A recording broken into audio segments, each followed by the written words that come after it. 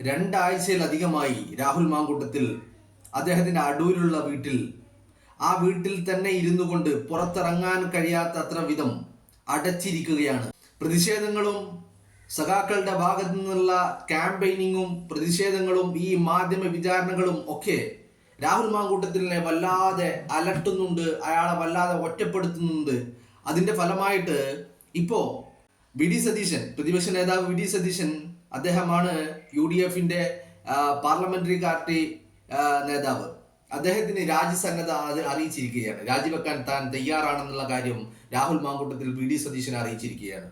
ഇതിന്റെ ഏറ്റവും വലിയ രാജിയിലേക്ക് കൊണ്ടു ചെന്നെത്തിച്ച ഏറ്റവും വലിയ കാരണം എന്ന് പറയുന്നത് MV ഗോവിന്ദനും CPM എടുത്ത നിലപാടുകളാണ്. ആ നിലപാടുകൾ കാരണമാണ്, അതായത് രാഹുൽ മാങ്കൂട്ടത്തിൽ ഈ ആരോപണം ഉന്നയിച്ചതിൽ പിന്നെ പുറം ലോകത്ത് വന്നിട്ടില്ല, അയാൾ അടൂരിലെ വീട്ടിൽ അടച്ചിരിക്കുകയാണ്. ഇത്തരത്തിലുള്ള ക്യാമ്പയിനിങ്ങും പ്രതിഷേധങ്ങളും CPMന്റെ ഭാഗത്തു നിന്ന് ഉയർന്നു വന്നതുകൊണ്ടാണ് അദ്ദേഹം എന്തായാലും വേണ്ടില്ല പാലക്കാട് നിന്ന് വിജയിപ്പിച്ച് കയറിയ ആ MLA സ്ഥാനം കൂടി അങ്ങ് രാജിവെക്കാൻ അദ്ദേഹം തീരുമാനിച്ചിരിക്കുകയാണ് എന്നുള്ളതാണ് ഏറ്റവും ഒടുവിൽ വരുന്ന റിപ്പോർട്ടുകൾ. ഈ കടകംപള്ളി സുരേന്ദ്രൻ സാർ ആയാലും ഈ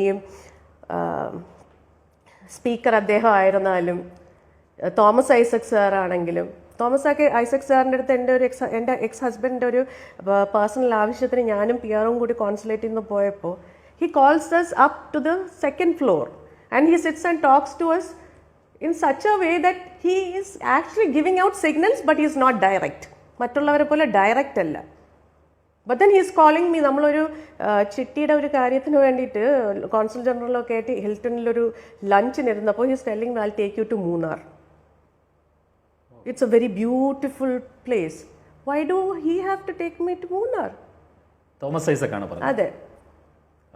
അപ്പൊ അത് പുസ്തകത്തിൽ ഞാൻ എഴുതിയിട്ടുണ്ട്. അദ്ദേഹം പിന്നീട് ഇതുപോലെ ഫോണിലൂടെ പിന്നീട് ഈ ആവശ്യങ്ങൾ പ്രകടിപ്പിച്ചിട്ടുണ്ട്. ഇല്ല, ഞാൻ പറഞ്ഞു ഡയറക്റ്റ് അപ്രോച്ച് അല്ല, മൂന്നാർ കൊണ്ടുപോകാന്നൊക്കെ പറഞ്ഞിട്ടുണ്ട്. പക്ഷെ P. ശ്രീരാമകൃഷ്ണൻ സാറായാലും ഈ കടകംപള്ളി സുരേന്ദ്രൻ സാറായാലും ഭയമില്ലാതെ മെസ്സേജ് അയക്കുക, ഫോൺ വിളിക്കുക, നിരന്തരം ശല്യപ്പെടുത്തുക എന്ന് പറയുന്ന ഒരു ഫ്രസ്ട്രേറ്റഡ് ലെവലിലുള്ള ഒരു ആറ്റിറ്റ്യൂഡാണ് ഇവർക്കൊക്കെ ഉള്ളത്.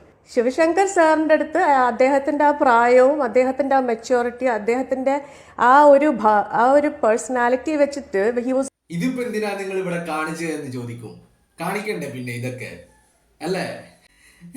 രാഹുൽ മാങ്കൂട്ടത്തിനെതിരെ ആരോപണം ഉന്നയിച്ചത് നിങ്ങൾ കണ്ടതാണല്ലോ.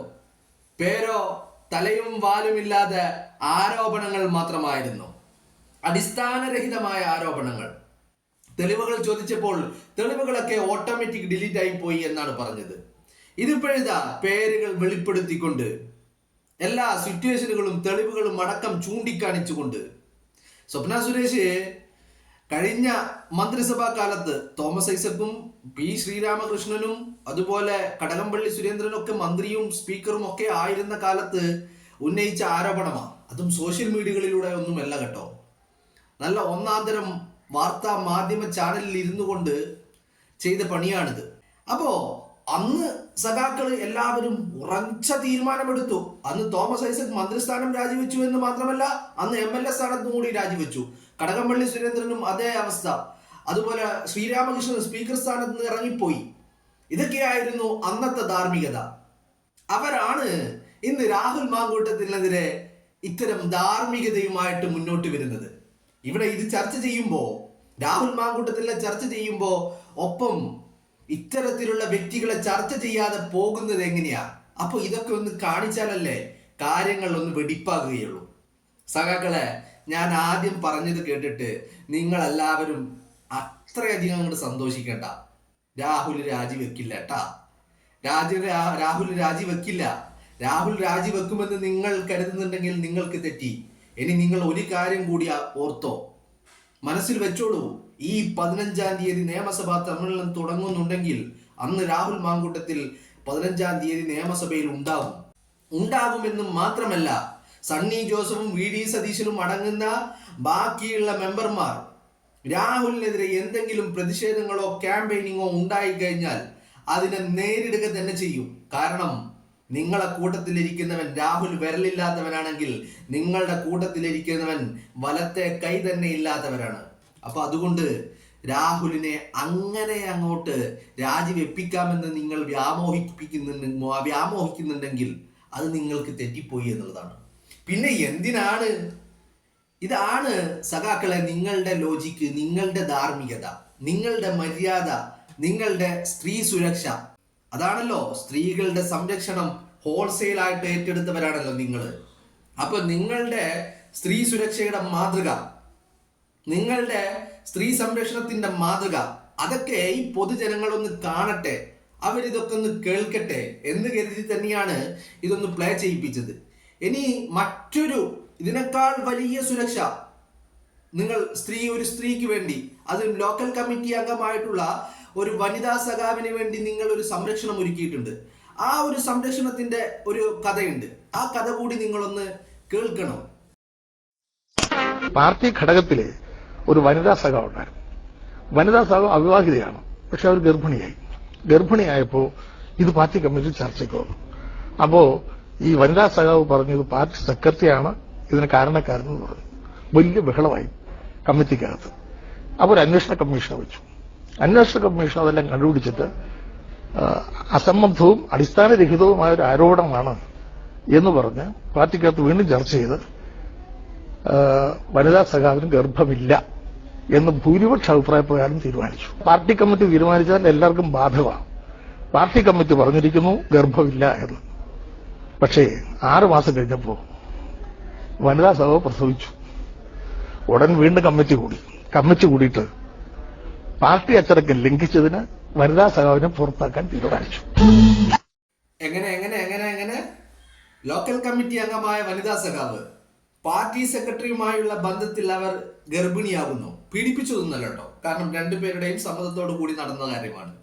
രണ്ടാളും, ഈ വനിതാ സഖാവ് എന്ന് പറയുന്നത് അവിവാഹിതയാണ്, ഈ പാർട്ടി സെക്രട്ടറി അവരുടെ ഭർത്താവല്ല.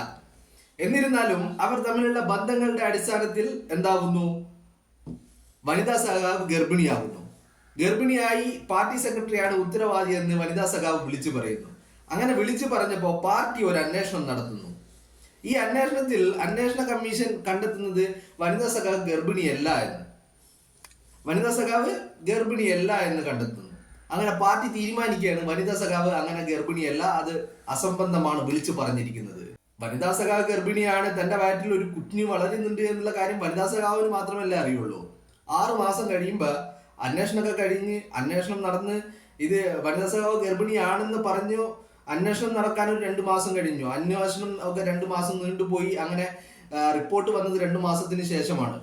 ഇതൊക്കെ കഴിഞ്ഞ് ഒരു 6 മാസം കൂടി കഴിയുമ്പോൾ വനിതാ സഖാവ് അങ്ങോട്ട് പ്രസവിക്കുകയാണ്. അന്ന് വനിതാ സഖാവ് പ്രസവിച്ചപ്പോൾ ഈ അന്വേഷണ കമ്മീഷൻ എന്ത് ചെയ്തു? അന്ന് 6 മാസം മുമ്പ് വനിതാ സഖാവ് പ്രഗ്നന്റ് അല്ല, ഗർഭിണിയല്ല എന്ന് പറഞ്ഞ ഈ അന്വേഷണ കമ്മീഷൻ വീണ്ടും വരുന്നു. എന്നിട്ട് വനിതാ സഖാവിനെതിരെ അച്ചടക്ക നടപടി എടുത്തിട്ട് വനിതാ സഖാവിനെ ലോക്കൽ കമ്മിറ്റിയിൽ നിന്നും പാർട്ടിയിൽ നിന്നും പുറത്താക്കുന്നു.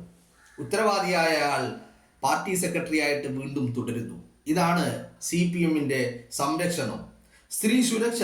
സ്ത്രീപക്ഷത്ത് നിന്നുകൊണ്ട് CPM എന്ന പാർട്ടി നടത്തുന്ന പ്രവർത്തനങ്ങൾ ഇതൊക്കെയാണ്. എന്നിട്ട് ഇവരാണ് രാഹുൽ മാങ്കൂട്ടത്തിൽ രാജിവെക്കണം, രാഹുലിനെ അത്രയേറെ രാജിവെക്കാൻ ഇവർ ആഗ്രഹിക്കുന്നു എന്നുള്ളതാണ്. അതായത് രാഹുൽ മാങ്കൂട്ടത്തിൽ എന്ന് പറയുന്ന യുവജന നേതാവ് അയാളുടെ കഴിവിനെ, അയാളുടെ നോളജിനെ, അയാളുടെ നാവിന്റെ സാമർത്ഥ്യത്തെ, അയാളുടെ മൂർച്ചയുള്ള വാക്കിനെ ഒക്കെ ഇവർ അത്രമാത്രം ഭയക്കുന്നുണ്ട്. അതിന്റെ അടിസ്ഥാനത്തിലാണ് ഇപ്പൊ ഇങ്ങനെ ഒരു ഗൂഢാലോചനയുടെ ഭാഗമാണ്. പോലീസ് രാഹുലിനെ മാത്രം അന്വേഷണങ്ങൾ നടത്തിയാൽ പോരാ. കാരണം ഇത്തരത്തിൽ മാധ്യമങ്ങളിൽ വന്നിരുന്നു കൊണ്ട്, സോഷ്യൽ മീഡിയകളിൽ ഇരുന്നു കൊണ്ട് രാഹുലിനെതിരെ ഒരു ആരോപണം മാത്രം ഉന്നയിച്ചിട്ട് ഒരു പരാതിയോ, ഒരു ഒഫീഷ്യൽ പരാതിയോ, ഔദ്യോഗികമായ ഒരു പരാതി പോലും നൽകാൻ തയ്യാറാവാതെ ഇവരൊക്കെ സമൂഹത്തിൽ ഇങ്ങനെ ഞെളിഞ്ഞ് നടക്കുമ്പോൾ, ഇവരൊക്കെ ഈ ആരോപണം ഉന്നയിച്ചത് പണം വാങ്ങിയിട്ടാണ് എന്നുള്ള കാര്യങ്ങൾ പുറത്തു വരുമ്പോൾ ഇതിനെതിരെയല്ലേ ഒരു അന്വേഷണം നടത്തേണ്ടത്? കാരണം ഒരു വ്യക്തിയെ, അതും പൊതുസമൂഹത്തിൽ പ്രവർത്തിക്കുന്ന, ഒരു പൊതുമധ്യത്തിൽ പ്രവർത്തിക്കുന്ന ഒരു വ്യക്തിയെ ഇങ്ങനെ തേജോവധം ചെയ്യാൻ തുനിഞ്ഞിറങ്ങിക്കഴിഞ്ഞാൽ അതിനെതിരെയല്ലേ നടപടി വേണ്ടത്? അപ്പോ ഇതൊക്കെ എന്തിനാ പറഞ്ഞത്, ഇതൊക്കെ നിങ്ങൾ എന്തിനാ കാണിച്ചതെന്ന് ചോദിച്ചാൽ, ഇതാണ് സഖാക്കളുടെ സ്ത്രീപക്ഷത്ത് നിന്നുകൊണ്ട് സ്ത്രീകളെ സംരക്ഷിച്ചു പിടിക്കുന്നതിൽ കേരളത്തിൽ ഏറ്റവും വലിയ മാതൃക അതെന്ന് പറയുന്നത് സഖാക്കളാണ്. സഖാക്കളുടെ മാതൃക കോൺഗ്രസ്സുകാർ കണ്ടുപഠിക്കണം. നിങ്ങൾ സ്ത്രീ സുരക്ഷ എന്ന് പറഞ്ഞാൽ പോരാ, പ്രവൃത്തിയിൽ കാണിക്കണം. സഖാക്കൾ അങ്ങനെയാ. സഖാക്കൾ ഇതൊന്നും വാക്കുകൊണ്ട് പറയുന്നതല്ല. സ്ത്രീകളെ സംരക്ഷിച്ച് പിടിക്കുക എന്ന് പറഞ്ഞാൽ സ്ത്രീകളെ ഇങ്ങനെ ചേർത്ത് പിടിക്കും, മാറോട് ചേർത്ത് പിടിക്കും. അതാണ് സഖാക്കൾ എന്ന് പറയുന്നത്. രാഹുൽ മാങ്കൂട്ടത്തിൽ രാജിവെക്കണം എന്നുള്ളത് നിങ്ങളുടെ സ്വപ്നമാണ്. ആ സ്വപ്നം ഒരിക്കലും യാഥാർത്ഥ്യമാവാൻ പോകുന്നില്ല എന്ന് മാത്രമല്ല, അയാൾ ഈ 15-ന് നിയമസഭയിലെത്തും. നിങ്ങൾ കരുതുന്നുണ്ടാവും അയാൾ ഭയപ്പെട്ട് അപമാനിതനായി വീട്ടിൽ ചടഞ്ഞിരിക്കുകയാണ് എന്ന്. അയാൾ ഒരു കുതിച്ചുചാട്ടത്തിനുള്ള തയ്യാറെടുപ്പുകളിൽ എല്ലാ മറുപടികളും അയാളുടെ കയ്യിലുണ്ടാവും. നിങ്ങൾ ആരോപണങ്ങളായിട്ട് പല സ്ത്രീകളെയും മുന്നിൽ നിർത്തി നിങ്ങൾ നടത്തിയ ഈ വേട്ടയാടലുകൾക്കുള്ള എല്ലാ മറുപടിയും 15 നിയമസഭയിൽ രാഹുൽ മാങ്കൂട്ടത്തിൽ നൽകുമെന്നുള്ള കാര്യത്തിൽ ഒരു തർക്കവും നിങ്ങൾക്ക് വേണ്ട. നിങ്ങൾ ആ കാര്യത്തിൽ സംശയം പോലും നിങ്ങൾ സംശയിക്കേണ്ട കാര്യമില്ല. ഒരു തെല്ല് സംശയം പോലും, ഒരു തരിമ്പ് സംശയം പോലും നിങ്ങൾക്ക് ആ കാര്യത്തിൽ വേണ്ട. ഇത് രാഹുൽ മാങ്കൂട്ടമാണ്. ഇനി ഒന്നുകൂടി നിങ്ങൾ അറിഞ്ഞു വെച്ചോ, രാഹുൽ മാങ്കൂട്ടത്തിൽ ഈ 15-ന് നിയമസഭയിലേക്ക് എത്തുന്നതിന് മുൻപായിട്ട് പാലക്കാടിന്റെ മണ്ണിൽ കാലുകുത്തി നിയമസഭയിലേക്കുള്ള തിരുവനന്തപുരത്തേക്കുള്ള യാത്ര അടൂരിൽ നിന്നല്ല, ആ യാത്ര തുടങ്ങുന്നത് പാലക്കാടിന്റെ മണ്ണിൽ നിന്നുകൂടിയാണ് എന്നുള്ള കാര്യം കൂടി നിങ്ങൾ അറിഞ്ഞു വെക്കുന്നത് നല്ലതാണ്. അപ്പോ ഒരു ഉളുപ്പുമില്ലാതെ, ഒരു നാണവും ഒരു നെറികേടും ഒരു മര്യാദയും ഇല്ലാതെ, ചാനലുകൾ ഒരു മര്യാദയുമില്ലാതെ എല്ലാവിധ സീമകളെയും കാറ്റിൽ പറത്തിക്കൊണ്ട് നിങ്ങൾക്ക് എന്ത് അവകാശവുമാണ് ഈ രാഹുൽ മാങ്കൂട്ടത്തിൽ രാജിവെക്കണം എന്ന് പറയാൻ? നിങ്ങൾക്ക് എന്ത് ധാർമ്മികതയാണുള്ളത്? നിങ്ങൾക്ക് നിങ്ങളുടെ മന്ത്രിസഭയിൽ അംഗമായിട്ടുള്ള നിങ്ങളുടെ സ്പീക്കറായിട്ടുള്ള പി ശ്രീരാമകൃഷ്ണനും അതുപോലെ തോമസ് ഐസക്കും കടകംപള്ളി സുരേന്ദ്രനും ഒക്കെ എതിരെ ഇത്തരത്തിൽ ആരോപണങ്ങൾ വന്നപ്പോൾ നിങ്ങൾ അന്ന് അവരെ ചേർത്ത് പിടിക്കുകയാണ് ചെയ്തത്. എന്നിട്ട് അന്ന് ഗോവിന്ദൻ പോയിട്ടൊരു ഡിഫമേഷൻ കേസ്, അതായത് ഒരു മാനനഷ്ട കേസ് ഈ ഒരു വനിതക്കെതിരെ, ഈ ഒരു സ്ത്രീക്കെതിരെ അന്നൊരു ഡിഫമേഷൻ കേസ് നൽകിയിരുന്നു. അതിന് മറുപടിയായിട്ട് അവർ പറഞ്ഞ കാര്യം അതുകൂടി നിങ്ങളൊന്ന് കേട്ടു നോക്കുക. അല്ലെങ്കിൽ എന്താണ് മാപ്പ് പറയണമെന്ന്?